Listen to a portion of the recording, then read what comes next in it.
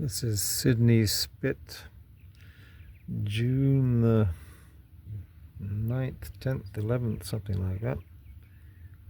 That noise over there is the purple martins. There's about 12 nest boxes for them on the dock over there.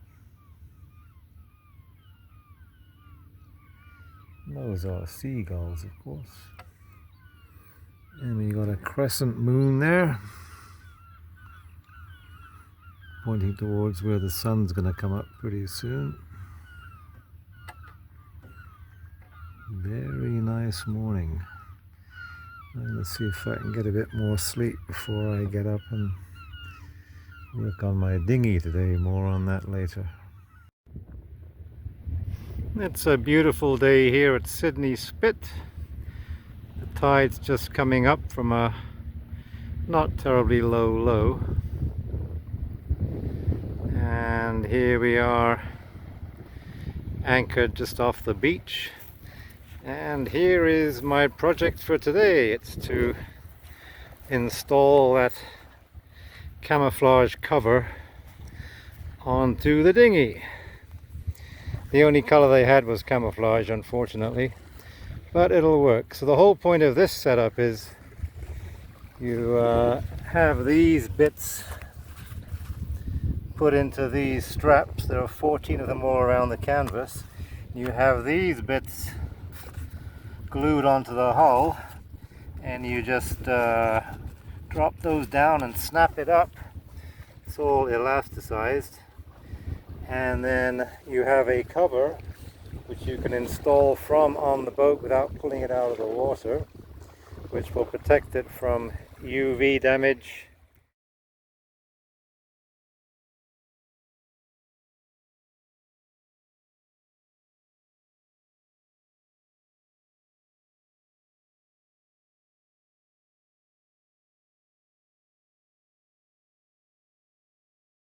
And I'll have a ridge pole down the middle of it. For today, just for the sake of measuring things out, I'm going to attach my my boat hook to my brush, just to make a lodge pole, just when I'm testing out positions of the things on the hull. So there's the dinghy.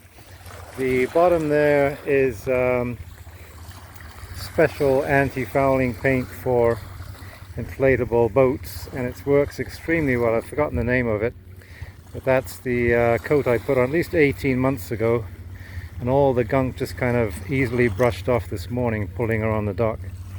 Other people I see their inflatable rafts just covered with 6 inches of barnacles and seaweed and all kinds of growth, enough to stash a aquarium. So what I've done so far is wash down the boat, first of all with salt water and my friendly camp soap there, biodegradable natural products. Then I've rinsed the areas where I'll be gluing the little things we saw before. That's along this line here, just below the little whatever you call that. And yeah, that's it. I'll come back for the different stages as we get along. So what I've done is attach these things all the way around, fairly loose. There's lots of room there to pull it tight, and then just make a mark with my magic marker where the thing is, and that's where I'll be attaching the other part that clips onto. I guess the one worry is it's all kind of loose on there now, so when we do all that, will it need pulling back to the left? The thing to do probably is do all the front ones, wait for the glue to dry, attach them, do the back ones, pulling it tight, attach them, do one side, let it dry, and then do the other side, pulling it tight. So that requires waiting for 4 lots of glue to dry. I'm not sure how long this stuff takes. Maybe I'll try that. It's only not even noon yet. I'll just do the front ones for now and see how long they take before they can support a bit of weight, and then try it that way, so it's nice and really tight to keep the rain off. Seems to fit pretty well. We'll see how it goes. More later. A useful trick I discovered with my dinghy. Just put the oars right there. You got yourself a nice little sun shelter.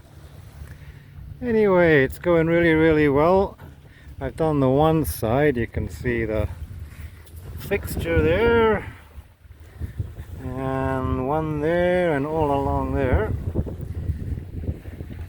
And I was reading the instructions for this glue for an hour before doing it. It seems like it's going to be so finicky and you might make a mistake and blah blah blah.